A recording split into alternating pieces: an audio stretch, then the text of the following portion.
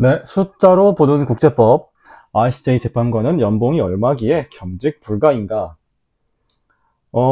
예를 들어서 ICJ 말고 WTO 패널, 이제 거기서도 이제 재판을 담당하는 패널 분들은 겸직이 가능하시죠. 근데 ICJ 재판관은 네, 겸직이 안 됩니다. 이유가 있는데 한마디로 음, 월급을 충분히 줄 테니까 네, 공정하고 예, 명백하게 재판을 하시라. 이제 이런 의미가 되겠죠. 그러면은 그 연봉이 얼마나 될까? 이제 그런 부분도 궁금하고, 그 다음에 ICJ는 어떤 곳인가? 뭐 이런 부분 한번 확인을 해 보겠습니다. 지금 보시는 곳이 ICJ 홈페이지에서 본 예, 재판소 전경 모습이에요. 네, 네덜란드 헤이그에 있습니다. 멋지죠? 예, 아, 멋져요. 괜찮은 것 같아요. 아주. 네. 헤이그 맞나? 네, 맞을 겁니다. 이제 보시면은 하나 볼까요? 이제 이름이 숫자로 보는 국제법이니까 이제 하나씩 봐보겠습니다.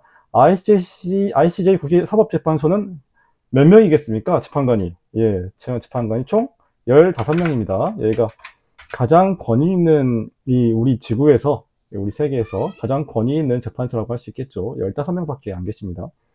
ICC 국제형사재판소는 18명. 예, 한국인도 여기 들어가신 적이 있으시죠?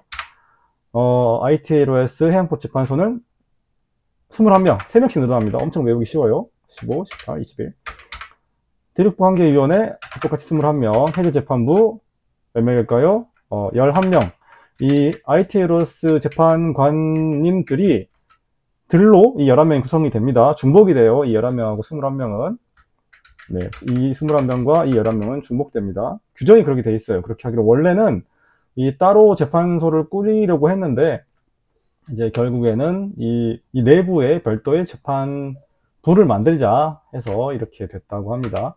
이 ECJ, CJEU라고도 하는데 유럽 사법재판소는 몇 명일까요? 이거는 이 숫자의 의미가 있어요. 지금 현 EU 회원국 수를 생각하면 됩니다. 27명이죠. 예, 한마디로 나라에서 한 명씩 들어온다고 보시면 됩니다. 어찌 보면 이 평등을 굉장히 강조한 거라고 보실 수가 있겠죠. 뭐 공식적으로 뭐 이런 건 없는데 이 15명도 안보리 이사회, 안전보장 이사국 수와 똑같습니다. 네, 이런 부분들이 뭐 어느 정도 반영이 되지 않았나 생각이 합니다. 대한민국 헌재는 이제 헌법재판소는 우리 대한민국도 충분히 이렇게 큰 나라 중에 하나니까 헌법재판소는 9명, 대법원은 1 플러스 13해서 14명이죠. 네, 이랬습니다. 대부분의 국제재판소들이 이 정도의 재판관님들을 가지고 계십니다. 이제 ICJ를 좀 더 보자면 임기가 15분이 임기가 9년이고 한 번 재선이 가능합니다. 겸직이 불가하고요. 다른 일을 하실 수가 없어요. 여기 등록이 되시면요. ICJ 재판관이 된다는 것 자체가 매우 어렵고 정말 큰 영광이고 뭐가 있냐면 안전보장이사회 안보리 상임이사국들은 약간 그런 전통이 있는데 안보리 상임이사국에서는 반드시 한 명씩은 이 재판관이 나와야 된다 이런 그 불문율 같은 게 있었거든요. 물론 최근에 좀 깨지긴 했는데 영국이 좀 못 들어가기도 하고 인도가 뭐 대신 들어가기도 하고 뭐 이런 것들이 있었는데 잠깐만 그거는 해양법재판소였나? 네, 지금 잠깐 헷갈립니다. 네, 잠깐 헷갈리긴 하는데 아무튼 네, 안보리 상임이사국에서는 한 명씩은 들어가야 된다 이런 약간 불문율 같은 게 있습니다. 지금도 있고요. 그리고 안보리와 총회에서 각각 절대 다수로 선출되신 분들이 재판관으로 들어가시고요. 절대 다수니까 안보리는 15명이니까 8표가 필요하겠죠. 그리고 여기서는 그 안보리 상임이사국에게 주어지는 그 피토권, 거부권은 적용되지 않습니다. 그러니까 마음에 들지 않는 재판관이 선출되더라도 거부할 수가 없는 거죠. 총회에서 뭐 선출이 되더라도. 이제 재판소장, 부소장은 3년의 임기를 가지고 있고요. 재선 한번 가능하고요. 캐스팅 보트 가지고 계십니다. 이제 국제재판소들은 웬만해서는 보통 캐스팅 보트가 있더라고요. 왜냐하면 어떻게든 판결이 나야 되니까. 예, 판결이 나야죠. 판결 안 나면 어떻게 하겠어요? 예, 정말 중요한 부분이니까 캐스팅 보트, 그러니까 동점이 나왔을 때, 동수가 나왔을 때 재판소장이 최후의 한 표를 추가로 행사할 수 있는 거죠. 어떻게든 가부를 결정해 줍니다. 출석 과반수로 결정을 하고요. 전심 재판부는 따로 없습니다. 네, 그냥 한 번 결정하시는 거예요. 그리고 이게 좀 중요한데 재심이 가능합니다. 네. 10년 안에 재판이 최종 결정이 나고 10년 안에, 그리고 또는 그러한 결정적인 증거를 발견한 지 6개월 안에 재심을 신청할 수 있고요. 재심으로 판결이 뒤집힌 적은 아직 한 번도 없습니다. 네. 이런 중요한 판결이 쉽게 뒤집히기를 바라지 않죠. 그 권위도 유지하고 싶은 면도 있고, 여기 보시면 아시겠지만, 결정 시한이라는 게 있기 때문에, 결정 시한이 없기 때문에, 사실상 없습니다. 사실상. 결정 시한이 없기 때문에, 한 번 재판이 들어가면 정말 길게 이어집니다. 재판 자체가. 근데 그렇게 어렵게 내린 결정을, 다시 뒤집는다? 이거 쉽지 않죠. 모두가 원하지 않을 수 있어요. 그 당사자를 제외하고는. 그러다 보니까 정말 이 기능은 있지만 실제로 작동시키지는 않고 있다. 이렇게 볼 수가 있고요. ICJ 심리는 공개하지만 그 심리를 제외하고는 전부 다 대부분 비공개한다. 이렇게 생각하시면 좋습니다. 웬만해서는 이 국제재판부는 좀 이렇게 과정을 잘 공개하지 않는 방식으로 하시더라고요. 그래도 ICJ는 심리는 공개한다. 네, 그렇게 보시면 됩니다. 공식 언어는 영어와 불어, 프랑스어. 프랑스어가 외교적 언어로 많이 사용되기 때문에, 네, 그런 유구한 역사가 있었죠. 이제 19세기 때부터 이어져온 그런 부분이 있고, 그리고 이 결정을 하는데 제한 시간이 없다. 사실상 없다. 정말 길어지기도 합니다. 10년이 넘어가기도 하고 막 그래요. 그리고 소재판부는 3명 또는 그 이상으로 꾸려질 수가 있고요. 이 소재판부는 헤이그 이외의 장소에서도 열릴 수 있다.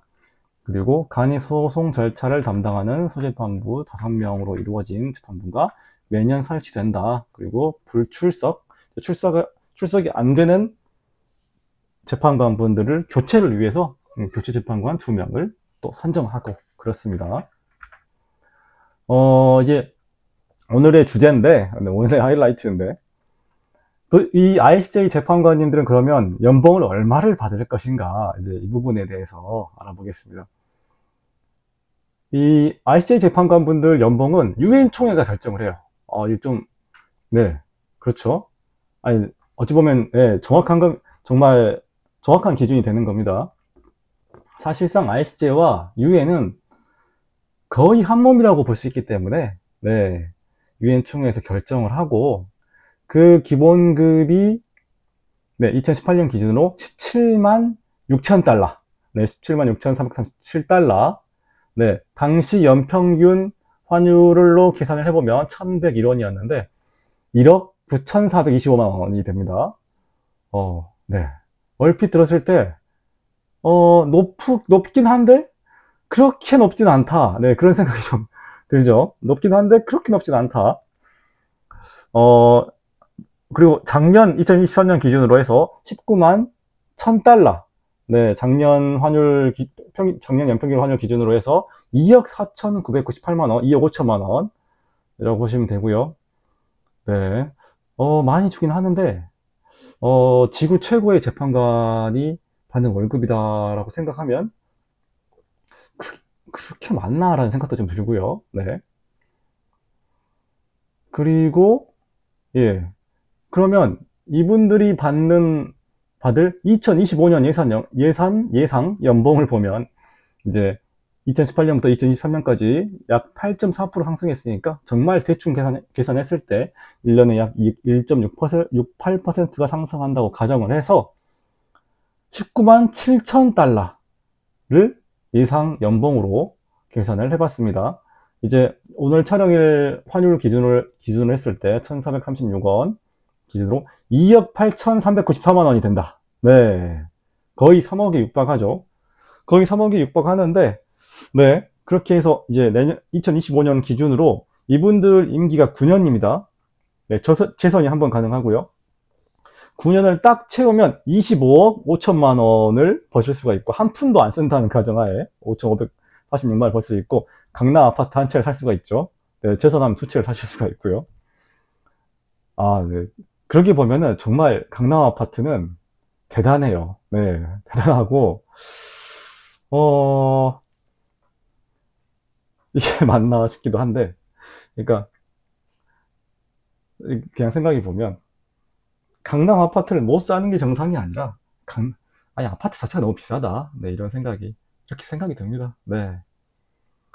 이제 이 지구 최고의 재판관을 무려 18년간 근무하면서 한 푼도 안 쓰면 강남 아파트를 두 채를 살 수 있는 거죠. 네, 그런 기준이 나옵니다. 최근에 보면은 한강 작가 노벨상 상금도 강남 아파트에 비하면 뭐 얼마 안 된다, 뭐 이런 이야기도 댓글에 막 달리고 하더라고요. 뉴스 기사에 보면은 노벨상을 두 번 타야 뭐 강남 아파트를 산다, 뭐 이런 이야기도 있고. 근데 그렇게 보면 인간 사회의 가치가 다 별게 아닌 게 되어버리더라고요. 되어버렸습니다. 네.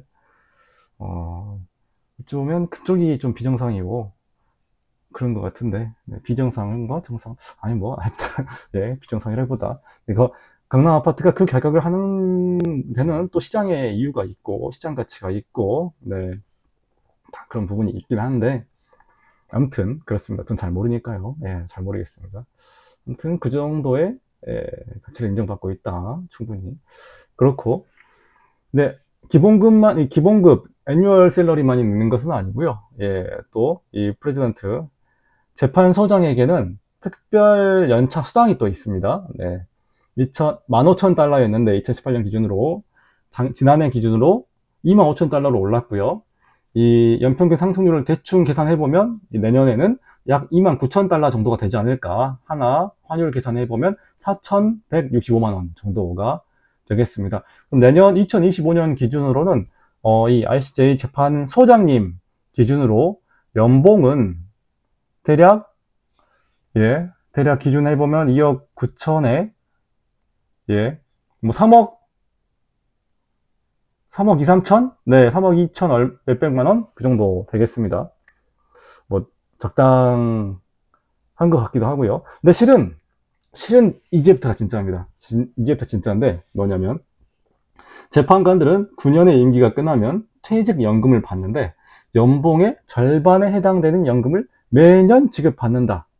이제 이분들이 9년의 임기가 끝나면 퇴직연금을 받으실 수 있는 기준이 되는데, 2025년 예상 연봉을 기준으로 연금이 1억 4,097만 원이 되고, 또 이게 중요한데, 이게 비과세입니다. 비과세다 보니까, 네,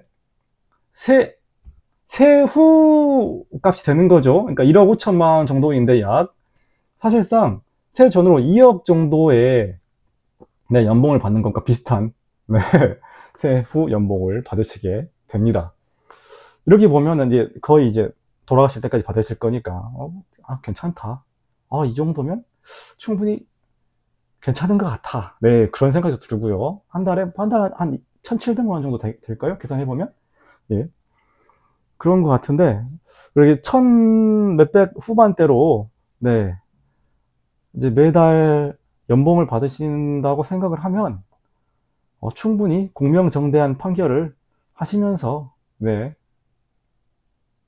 명예로운 직을 잘 수행하실 수 있지 않을까, 그런 생각이 듭니다. 네. 아무나 되는 게 아니죠. 정말 되기 어렵습니다. 실은 이제 이 연봉만으로 그 직의 가치를 평가하는 건 사실상 뭐 큰 의미가 없고요. 뭐 마치 대통령 연봉으로 대통령 자리를 평가할 수 없는 것처럼, 네, 그렇긴 한데, 이제 겸직금지 규정이 있는 것을 봤을 때, 이제 그 연봉에 대해서는 오늘 한번 이렇게 알아봤습니다.